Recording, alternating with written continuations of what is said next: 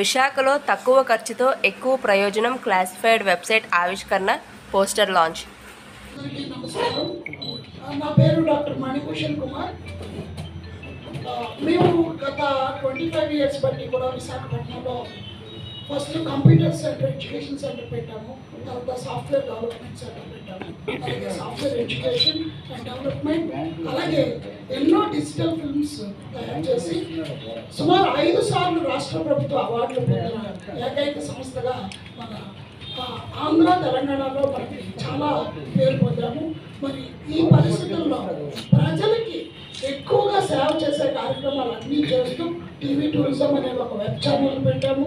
అంతేకాకుండా TV tourism channel ద్వారా ఎన్నో కార్యక్రమాల ద్వారా ప్రపంచ పర్యాటకులకు మన విశాఖపట్నం అందాలన్నింటినీ పరిచయం చేస్తూ విశాఖ టూరిజంని అభివృద్ధిని కాంక్షిస్తూ యువతల టూరిజం గైడ్ బుక్స్, అలాగే ఫిల్మ్స్ ఎన్నో తయారు చేయడం జరిగింది.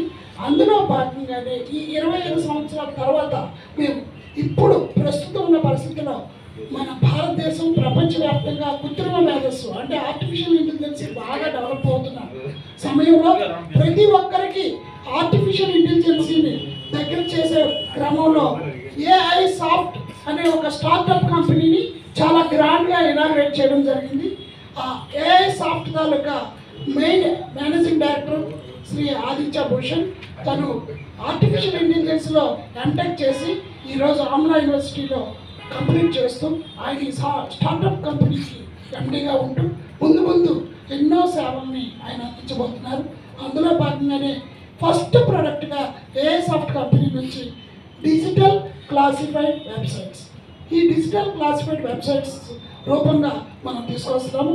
అతి తక్కువ ఖర్చుతో ప్రపంచవ్యాప్తంగా ప్రతి ఒక్కరి తాలూకా టాలెంట్ కానీ, సేవ కానీ, ప్రొడక్ట్ కానీ ప్రపంచానికి పరిచయం చేయడానికి ఇది ఒక వేదిక అవుతుంది. ఆ వేదికని ప్రతి ఒక్కరూ వినియోగించుకొని వారి సమాచారాన్ని present small medium scale businesses చాలా మంది ఉన్నారు. కానీ టెక్నాలజికల్గా వాళ్ళకంటూ ఒక లెవెల్ ఇంప్రూవ్ మనం చేసుకుందాం, మన బిజినెస్ స్కేలప్ చేసుకుందాం అని అనుకుంటూ ఉంటారు. బట్ వాళ్ళకి ఆ ఇన్ఫ్రాస్ట్రక్చర్ ఉండకపోవచ్చు, వాళ్ళ దగ్గర ఇంజనీర్స్ ఉండకపోవచ్చు. బట్ మనం ఏం చేస్తున్నామంటే ఈ టెక్ స్పాట్స్ ద్వారా మన తాలూకా బిజినెస్ని వాళ్ళతో షేర్ చేసుకొని ఒక ఫ్రాంచైజ్ మోడల్ ద్వారా మనం వెళ్తున్నాం. మనమే ఒక డిస్ట్రిక్ట్లో ఒక హెడ్ క్వార్టర్స్ లేదా ఒక బ్రాంచెస్ని ఓపెన్ చేయాలంటే it takes lot of money. దాని బదులుగా మేమేం ఆలోచించామనంటే, ఒకటి వాళ్ళకి రెవెన్యూ ఇంప్రూవ్ చేసుకునే విధంగా ఈ మోడల్ని ఇంట్రడ్యూస్ చేయడం వల్ల ఒకటి వాళ్ళు పెరుగుతారు, వాళ్ళు పెరగడంతో పాటు కంపెనీ కూడా ముందుకు వెళ్తుంది అనే ఉద్దేశంతో ఎంచుకుంటున్నాయి. అంతేకాకుండా వారి ప్రమోషన్లు కూడా అన్నీ కూడా డిజిటల్ రంగాన్ని ఎంచుకొని ముందుకు రాణిస్తున్నాయి.